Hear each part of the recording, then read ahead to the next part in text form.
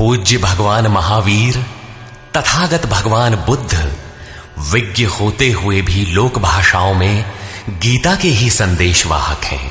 आत्मा सत्य है और पूर्ण संयम से आत्मस्थिति का विधान है, ये गीता का ही विचार है। बुद्ध ने उसी तत्व को सर्वज्ञ तथा अविनाशी पद कहकर गीता के ही विचार को पुष्ट किया है। इतना ही नहीं, अपितु विश्व वाडमय में धर्म के नाम पर जो कुछ भी सार सर्वस्व है, जैसे एक ईश्वर, प्रार्थना, पश्चाताप, तप इत्यादि गीता के ही उपदेश हैं। वही उपदेश स्वामी श्री अड़गड़ानंद जी के मुखाब से निःसृत यथार्थ गीता कैसेट रूप में मानव मात्र की मुक्ति का दिव्य संदेश बनकर उपस्थित है।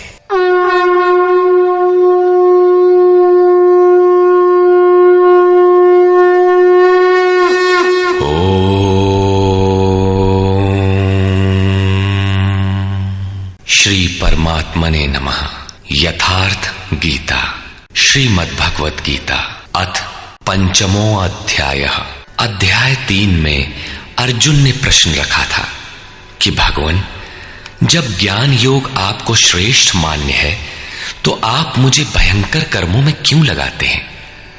अर्जुन को निष्काम कर्म योग की अपेक्षा ज्ञान योग कुछ सरल प्रतीत हुआ लगता है, क्योंकि ज्ञान योग में हारने पर देवत्व और विजय में महामहिम स्थिति, दोनों ही दशाओं में लाभ ही लाभ प्रतीत हुआ। किंतु अब तक अर्जुन ने भली प्रकार समझ लिया था कि दोनों ही मार्गों में कर्म तो करना ही पड़ेगा। योगेश्वर उसे संशय रहित होकर तत्वदर्शी महापुरुष की शरण लेने के लिए भी प्रेरित करते हैं, क्योंकि समझने के लिए वही एक स्थान है। अतः दोनों मार्गों में से एक चुनने से पूर्व उसने निवेदन किया। अर्जुन उवाच।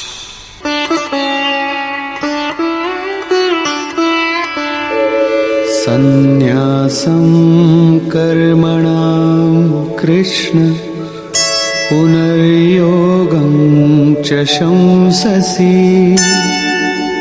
यच्छ्रेय एतयोरेकं तन्मे ब्रूहि सुनिश्चितम्। हे श्री कृष्ण, आप कभी संन्यास माध्यम से किए जाने वाले कर्म की और कभी निष्काम दृष्टि से किए जाने वाले कर्म की प्रशंसा करते हैं। इन दोनों में से एक जो भली प्रकार आपका निश्चय किया हुआ हो, जो परम कल्याणकारी हो, उसे मेरे लिए कहिए।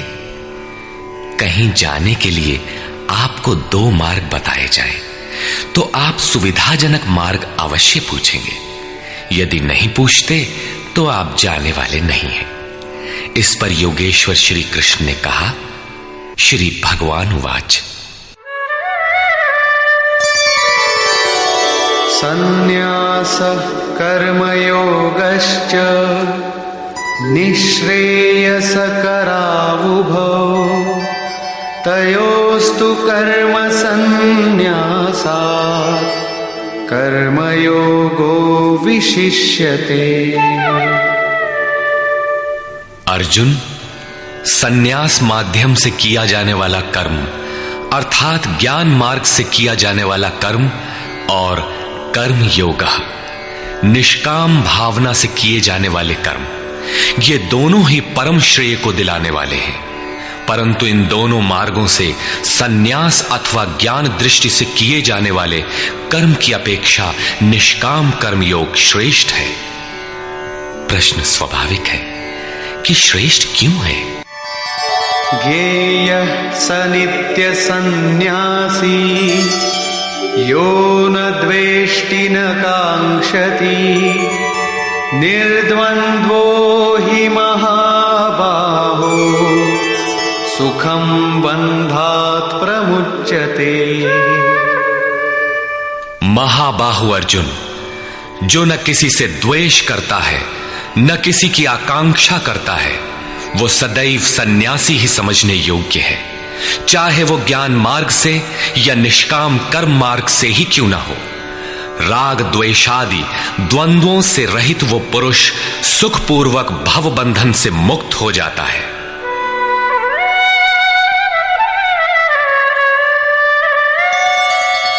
सांख्ययोगौ पृथग् बालाः प्रवदन्ति न पंडिताः एकमप्यास्थितः सम्यक् उभयोर्विन्दते फलम्। निष्काम कर्मयोग तथा ज्ञान योग, इन दोनों को वही अलग अलग बताते हैं जिनकी समझ इस पथ में अभी बहुत हल्की है, न कि पूर्ण ज्ञाता पंडित लोग, क्योंकि दोनों में से एक में भी अच्छी प्रकार स्थित हुआ पुरुष दोनों के फल रूप परमात्मा को प्राप्त होता है।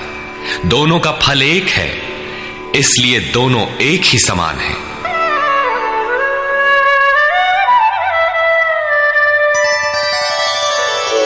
यत् सांख्यैः प्राप्यते स्थानम् तद्योगैरपि गम्यते एकं सांख्यं च योगं च यः पश्यति स पश्यति। जहां सांख्य दृष्टि से कर्म करने वाला पहुंचता है, वहीं निष्काम माध्यम से कर्म करने वाला भी पहुंचता है। इसलिए जो दोनों को फल की दृष्टि से एक देखता है, वही यथार्थ जानने वाला है। जब दोनों एक ही स्थान पर पहुंचते हैं, तो निष्काम कर्मयोग विशेष क्यों? श्री कृष्ण बताते हैं,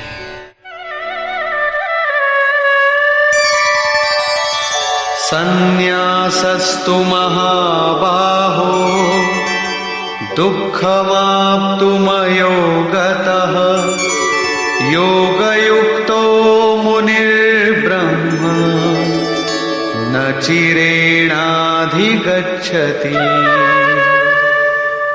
अर्जुन, निष्काम कर्मयोग का आचरण किए बिना संन्यासः का प्राप्त होना दुखप्रद है। जब योग का आचरण प्रारंभ ही नहीं किया तो असंभव सा है। इसलिए भगवत स्वरूप का मनन करने वाला मुनि, जिसकी मन सहित इंद्रियां मौन है, निष्काम कर्मयोग का आचरण करके परब्रह्म परमात्मा को शीघ्र ही प्राप्त हो जाता है।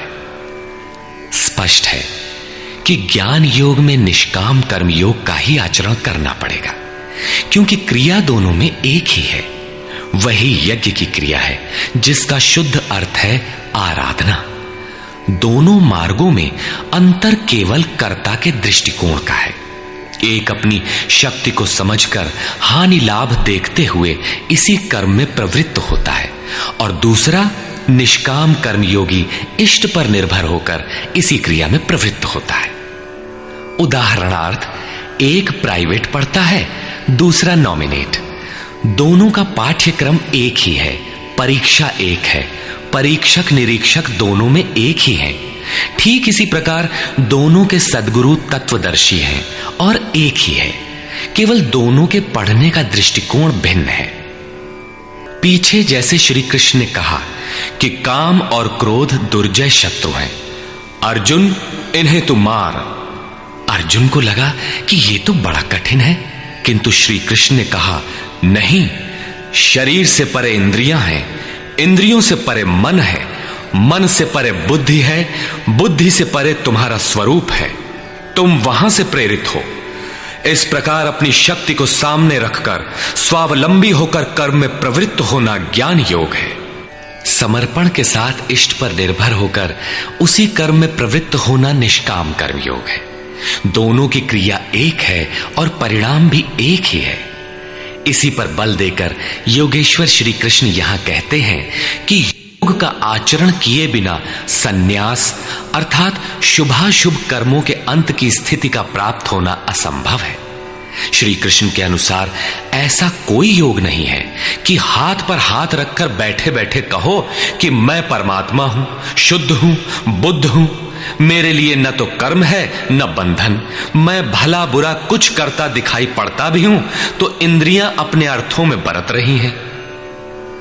ऐसा पाखंड श्री कृष्ण के शब्दों में कदापि नहीं है।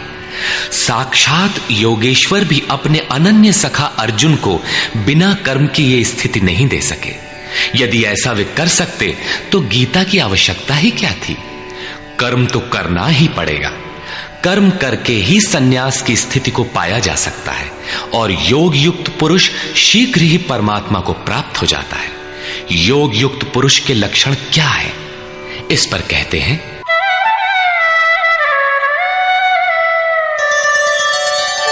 योगयुक्तो विशुद्धात्मा विजितात्मा जितेन्द्रियः सर्वभूतात्मा भूतात्मा कुर्वन्नपि न लिप्यते। विशेष रूप से जीता हुआ है शरीर जिसका, जीती हुई है इंद्रियां जिसकी, और विशेष रूप से शुद्ध है अंतःकरण जिसका, ऐसा पुरुष संपूर्ण भूत प्राणियों की आत्मा के मूल उद्गम परमात्मा से एक ही भाव हुआ योग से युक्त है। वो कर्म करता हुआ भी उससे लिप्त नहीं होता। तो करता क्यों है? पीछे वालों में परम कल्याणकारी बीज का संग्रह करने के लिए लिप्त क्यों नहीं होता? क्योंकि संपूर्ण प्राणियों का जो मूल उद्गम है, जिसका नाम परम तत्व परमात्मा है, उस तत्व में वो स्थित हो गया। आगे कोई वस्तु नहीं जिसकी शोध करे।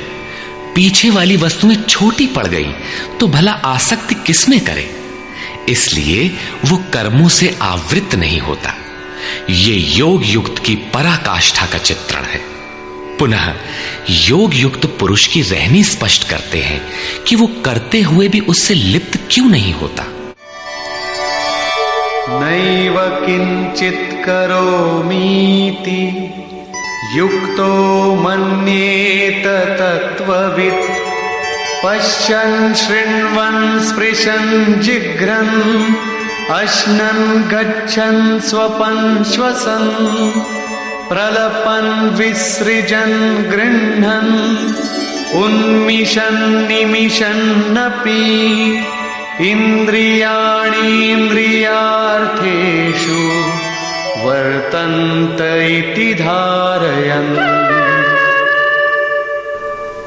परम तत्व परमात्मा को साक्षात्कार सहित जानने वाले योग युक्त पुरुष की ये मन स्थिति अर्थात अनुभूति है कि मैं किंचित मात्र भी कुछ नहीं करता हूं। ये उसकी कल्पना नहीं, बल्कि ये स्थिति उसने कर्म करके पाई है। अब प्राप्ति के पश्चात वो सब कुछ सुनता हुआ, स्पर्श करता, सूंघता, भोजन करता, गमन करता, सोता, श्वास लेता, त्याग करता, ग्रहण करता, आंखों को खोलता और मीचता हुआ भी इंद्रियां अपने अर्थों में बरतती हैं। ऐसी धारणा वाला होता है परमात्मा से बढ़कर कुछ है ही नहीं, और जब उसमें वो स्थित ही है तो उससे बढ़कर किस सुख की कामना से वो किसी का स्पर्श इत्यादि करेगा।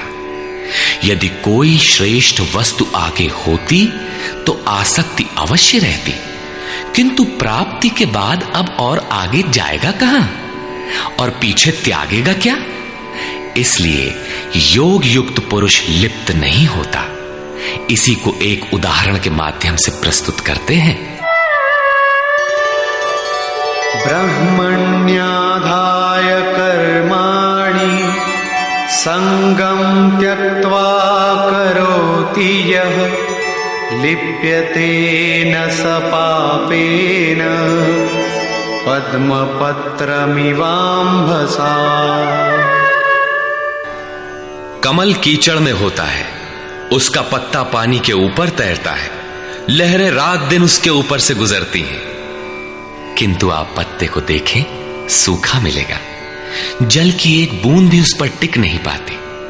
कीचड़ और जल में रहते हुए भी वो उससे लिप्त नहीं होता। ठीक इसी प्रकार जो पुरुष सब कर्मों को परमात्मा में विलय करके साक्षात्कार के साथ ही कर्मों का विलय होता है, इससे पूर्व नहीं। आसक्ति को त्याग करके अब आगे कोई वस्तु नहीं, अतः आसक्ति नहीं रहती, इसलिए आसक्ति को त्याग कर कर्म करता है। वो भी इसी प्रकार लिप्त नहीं होता। फिर वो करता क्यों है?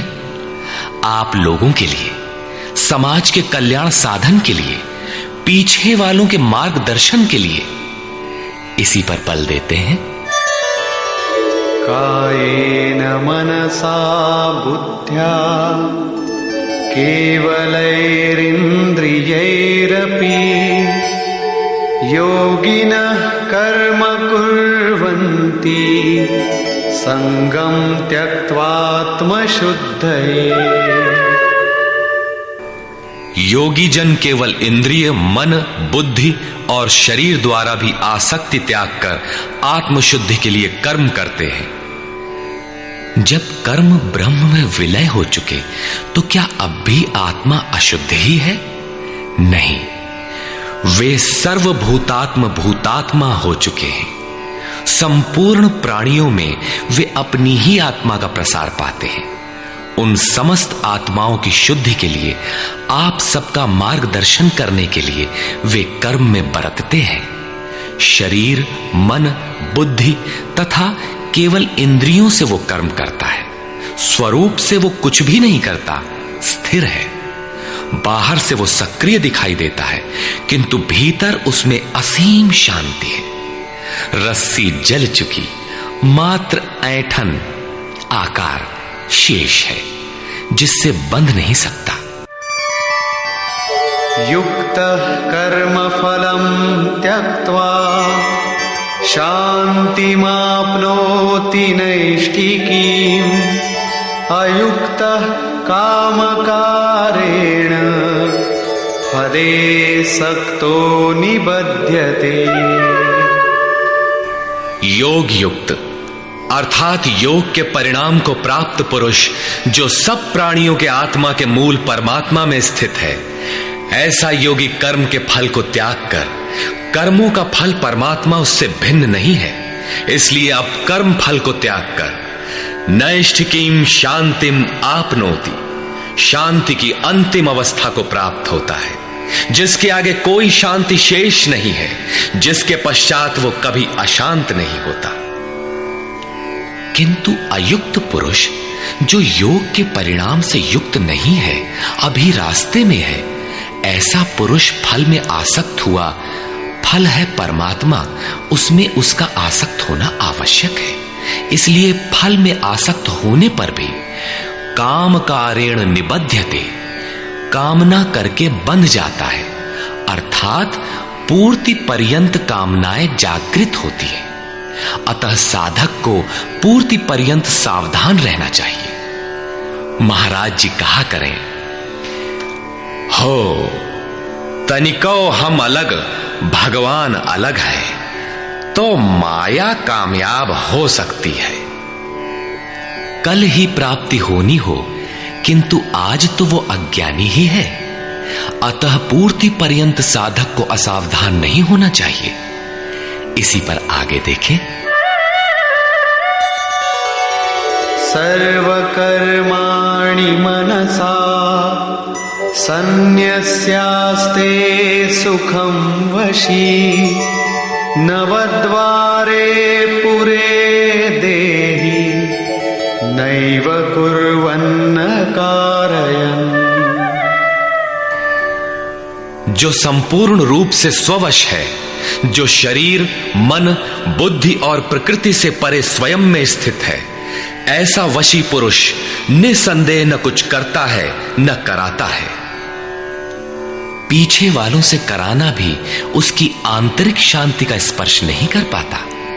ऐसा स्वरूपस्थ पुरुष शब्दादि विषयों को उपलब्ध कराने वाले 9 द्वारों, 2 कान, 2 नेत्र, 2 नासिका छिद्र, 1 मुख, उपस्थ एवं पायु वाले शरीर रूपी घर में सब कर्मों को मन से त्याग कर स्वरूपानंद में ही स्थित रहता है। यथार्थतः वो न कुछ करता है और न कराता है। इसी को पुनः श्री कृष्ण दूसरे शब्दों में कहते हैं कि वो प्रभु न करता है न कराता है। सद्गुरु, भगवान, प्रभु, स्वरूपस्थ, महापुरुष, युक्त इत्यादि एक दूसरे के पर्याय हैं। अलग से कोई भगवान कुछ करने नहीं आता। वो जब करता है तो इन्हीं स्वरूपस्थ इष्ट के माध्यम से कराता है। महापुरुष के लिए शरीर मकान मात्र है। अतः परमात्मा का करना और महापुरुष का करना एक ही बात है, क्योंकि वो उनके द्वारा है। वस्तुतः वो पुरुष करते हुए भी कुछ नहीं करता। इसी पर अगला श्लोक देखें।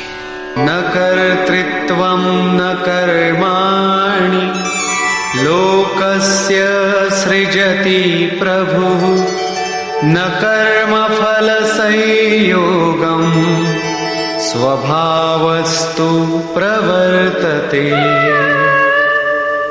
वो प्रभु न तो भूत प्राणियों के कर्तापन को, न कर्मों को और न कर्म फलों का संयोग ही बैठाता है, बल्कि स्वभाव में स्थित प्रकृति के दबाव के अनुसार ही सभी बरतते हैं। जैसी जिसकी प्रकृति सात्विक, राजसी अथवा तामसी है, उसी स्तर से वो बरतता है। प्रकृति तो लंबी चौड़ी है, लेकिन आपके ऊपर उतना ही प्रभाव डाल पाती है जितना आपका स्वभाव विकृत अथवा विकसित है। प्रायः लोग कहते हैं कि करने कराने वाले तो भगवान हैं, हम तो यंत्र हैं, हमसे वे भला करावें अथवा बुरा। किंतु योगेश्वर श्री कृष्ण कहते हैं कि न वो प्रभु स्वयं करता है, न कराता है, और न वो जुगाड़ ही बैठाता है। लोग अपनी स्वभाव में स्थित प्रकृति के अनुरूप बरतते हैं, भगवान नहीं करते। तब लोग कहते क्यों हैं कि भगवान करते हैं? इस पर योगेश्वर बताते हैं, नादत्ते कस्यचित् पापं न चैव सुकृतं विभुः अज्ञानेनावृतं ज्ञानं तेन मुह्यन्ति जन्तवः। जिसे अभी प्रभु कहा उसी को यहां विभु कहा गया है, क्योंकि वो संपूर्ण वैभव से संयुक्त है। प्रभुता एवं वैभव से संयुक्त वो परमात्मा न किसी के पाप कर्म को और न किसी के पुण्य कर्मों को ही ग्रहण करता है। फिर लोग कहते क्यों हैं? इसलिए कि अज्ञान के द्वारा ज्ञान ढका हुआ है। उन्हें अभी साक्षात्कार सहित ज्ञान तो हुआ नहीं, वे अभी जंतु हैं। मोहवश वे कुछ भी कह सकते हैं। ज्ञान से क्या होता है, इसे स्पष्ट करते हैं। ज्ञानेन तु तदज्ञानम् येषां नाशितमात्मनः तेषामादित्यवज्ज्ञानम् प्रकाशयति तत्परम्। जिनके अंतःकरण का वो अज्ञान, जिसने ज्ञान को ढक रखा था, आत्म साक्षात्कार द्वारा नष्ट हो गया है, और इस प्रकार जिसने ज्ञान प्राप्त कर लिया है, उनका वो ज्ञान सूर्य के सदृश उस परम तत्व परमात्मा को प्रकाशित करता है। तो क्या परमात्मा किसी अंधकार का नाम है? नहीं, वो तो स्वयं प्रकाश रूप दिन राति, स्वयं प्रकाश रूप है तो, किंतु हमारे उपभोग के लिए तो नहीं है, दिखाई तो नहीं देता। जब ज्ञान द्वारा अज्ञान का आवरण हट जाता है तो उनका वो ज्ञान सूर्य के सदृश परमात्मा को अपने में प्रवाहित कर लेता है। फिर उस पुरुष के लिए कहीं अंधकार नहीं रह जाता। उस ज्ञान का स्वरूप क्या है? तद्बुद्धयस्तदात्मानः तन्निष्ठास्तत्परायणाः गच्छन्त्य पुनरावृत्तिं ज्ञाननिर्धूतकल्मषाः। जब उस परम तत्व परमात्मा के अनुरूप बुद्धि हो, तत्व के अनुरूप प्रवाहित मन हो, परम तत्व परमात्मा में एक ही भाव से उसकी रहनी हो और उसी के परायण हो, इसी का नाम ज्ञान है। ज्ञान कोई बकवास या बहस नहीं है। इस ज्ञान द्वारा पाप रहित हुआ पुरुष पुनरागमन रहित परम गति को प्राप्त होता है। परम गति को प्राप्त पूर्ण जानकारी से युक्त पुरुष ही पंडित कहलाते हैं। आगे देखें। विद्या विनय संपन्ने ब्राह्मणे हस्तिनी शुनि चैव श्वपाके च पंडिता समदर्शिनः। ज्ञान के द्वारा जिनका पाप शमन हो चुका है, जो अपनावर्ती परम गति को प्राप्त है, ऐसे ज्ञानी जन विनय युक्त ब्राह्मण तथा चांडाल में, गाय और कुत्ते में तथा हाथी में समान दृष्टि वाले होते हैं। उनकी दृष्टि में विद्या विनय युक्त ब्राह्मण न तो कोई विशेषता रखता है और न चांडाल कोई हीनता रखता है। न गाय धर्म है और न कुत्ता अधर्म, और न हाथी विशालता ही रखता है। ऐसे पंडित ज्ञाता जन समदर्शी और समवर्ती होते हैं। उनकी दृष्टि चमड़ी पर नहीं रहती बल्कि आत्मा पर पड़ती है। अंतर केवल इतना है, विद्या विनय संपन्न स्वरूप के समीप है और शेष कुछ पीछे है। कोई एक मंजिल आगे है तो कोई पिछले पड़ाव पर। शरीर तो वस्त्र है। उनकी दृष्टि वस्त्र को महत्व नहीं देती, अपितु उनके हृदय में स्थित आत्मा पर पड़ती है। इसलिए वे कोई भेद नहीं रखते। श्री कृष्ण ने पर्याप्त गो सेवा की थी। उन्हें गाय के प्रति गौरवपूर्ण शब्द कहना चाहिए था, किंतु उन्होंने ऐसा कुछ भी नहीं कहा।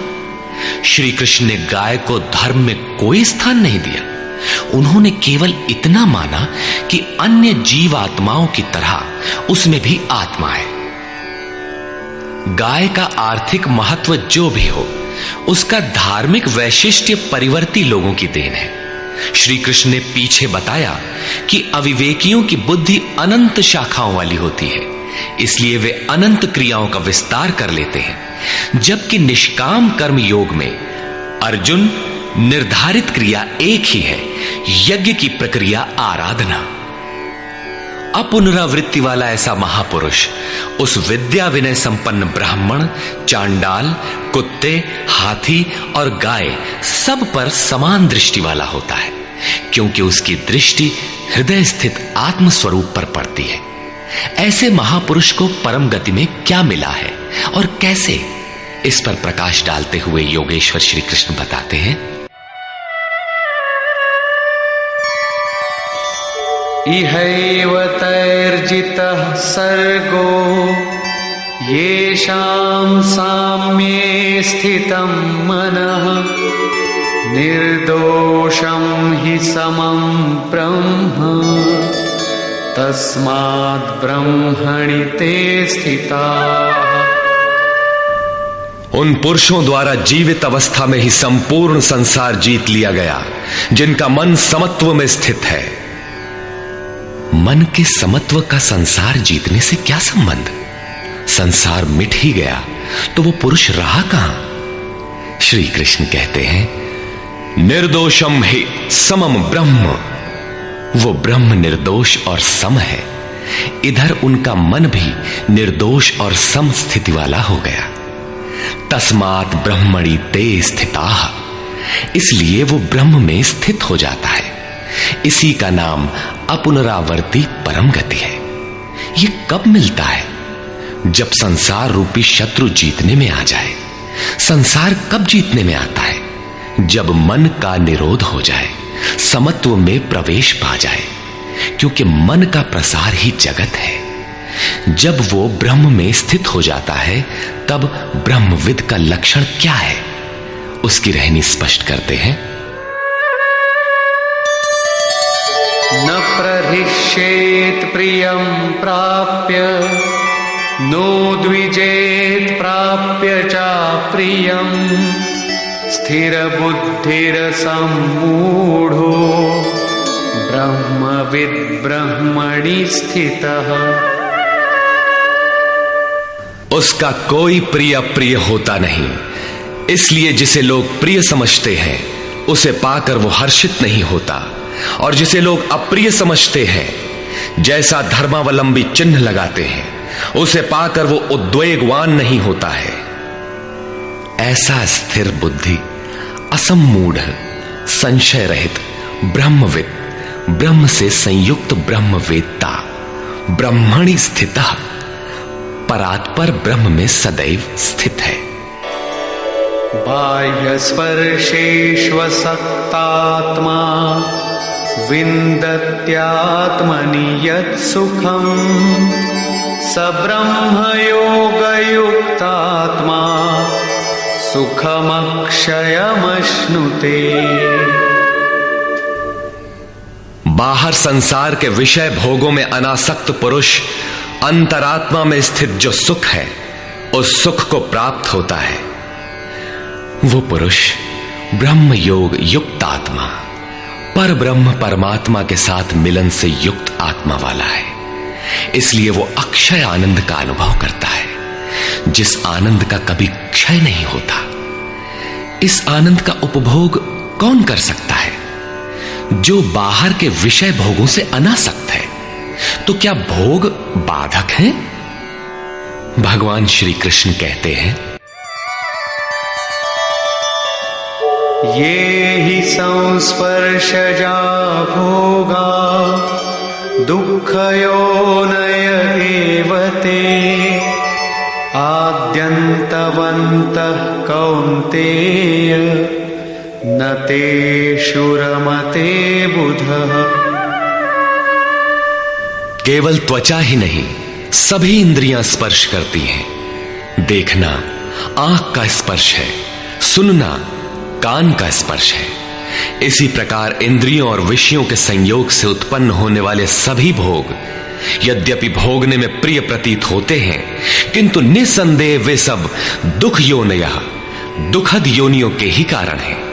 ये भोग ही योनियों के कारण है। इतना ही नहीं, वे भोग पैदा होने और मिटने वाले हैं, नाशवान है। इसलिए कौन्तेय, विवेकी पुरुष उनमें नहीं फंसते। इंद्रियों के इन स्पर्शों में रहता क्या है? काम और क्रोध, राग और द्वेष। इस पर श्री कृष्ण कहते हैं, शक्नोति हैव यः सोढुम् प्राक्शरीरविमोक्षणात् कामक्रोधोद्भवं वेगम् स युक्तः स सुखी नरः। इसलिए जो मनुष्य शरीर के नाश होने से पहले ही काम और क्रोध से उत्पन्न हुए वेग को सहन करने में, मिटा देने में सक्षम है, वही नर रमन करने वाला है। वही इस लोक में योग से युक्त है और वही सुखी है। जिसके पीछे दुख नहीं है, उस सुख में अर्थात परमात्मा में स्थिति वाला है। जीते जी ही इसकी प्राप्ति का विधान है, मरने पर नहीं। संत कबीर ने इसी को स्पष्ट किया, अवधू जीवत में कर आशा। तो क्या मरने के बाद मुक्ति नहीं होती? वे कहते हैं, मुए मुक्ति गुरु कहे स्वार्थी, झूठा दे विश्वासा। यही योगेश्वर श्री कृष्ण का कथन है कि शरीर रहते मरने से पहले ही जो काम क्रोध के वेग को मिटा देने में सक्षम हो गया, वही पुरुष इस लोक में योगी है, वही सुखी है। काम क्रोध बाह्य स्पर्श ही शत्रु है, इन्हें आप जीते। इसी पुरुष के लक्षण पुनः बता रहे हैं, योऽन्तः सुखोऽन्तरारामः तथान्तर्ज्योतिरेव यः स योगी ब्रह्मनिर्वाणम् ब्रह्मभूतोऽधिगच्छति। जो व्यक्ति अंतरात्मा में ही सुख वाला, अंतरारामः, अंतरात्मा में ही आराम वाला, तथा जो अंतरात्मा में ही प्रकाश वाला, साक्षात्कार वाला है, वही योगी ब्रह्मभूत, ब्रह्म के साथ एक होकर ब्रह्म निर्वाणम, वाणी से परे ब्रह्म, शाश्वत ब्रह्म को प्राप्त होता है। अर्थात पहले विकारों, काम क्रोध का अंत, फिर दर्शन, फिर प्रवेश। आगे देखें, लभन्ते ब्रह्मनिर्वाणम् ऋषयः क्षीणकल्मषाः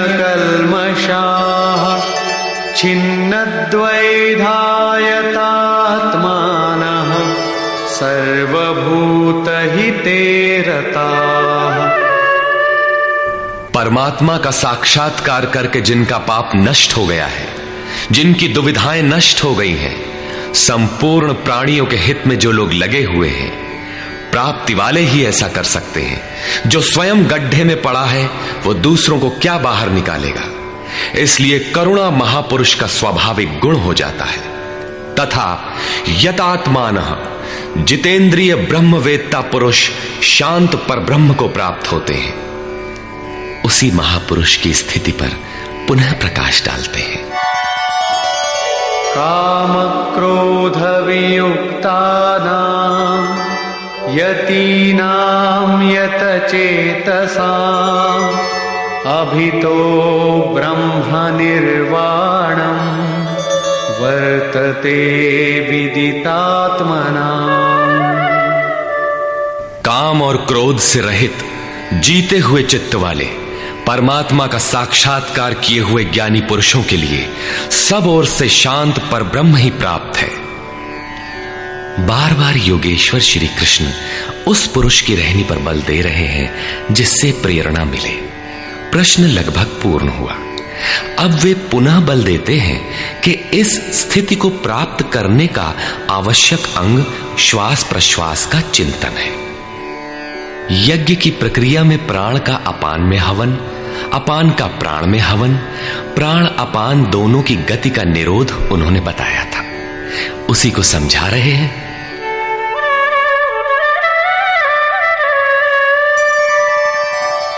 स्पर्शान् कृत्वा बहिर्बाह्यान् चक्षुश्चैवान्तरे भ्रुवोः प्राणापानौ समौ कृत्वा नासाभ्यन्तरचारिणौ यतेन्द्रियमनोबुद्धिः मुनिर्मोक्षपरायणः विगतेच्छाभयक्रोधो यः सदा मुक्त एव सः।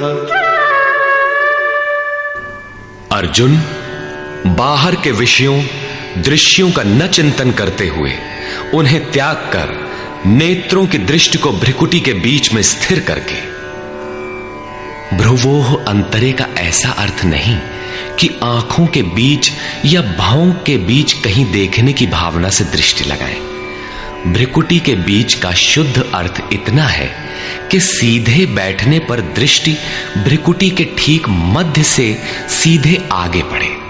दाहिने बाएं इधर उधर चकपक न देखें। नाक की डाणी पर सीधी दृष्टि रखते हुए नासिका के अंदर विचरण करने वाले प्राण और अपान वायु को सम करके, अर्थात दृष्टि तो वहां स्थिर करो और सुरत को श्वास में लगा दो कि कब श्वास भीतर गई, कितनी रुकी। लगभग आधा सेकंड रुकती है, प्रयास करके न रोकें। कब श्वास बाहर निकली, कितनी देर तक बाहर रही। श्वास में उठने वाली नाम ध्वनि सुनाई पड़ती रहेगी। इस प्रकार श्वास प्रश्वास पर जब सुरत टिक जाएगी तो धीरे धीरे श्वास अचल स्थिर ठहर जाएगी, सम हो जाएगी।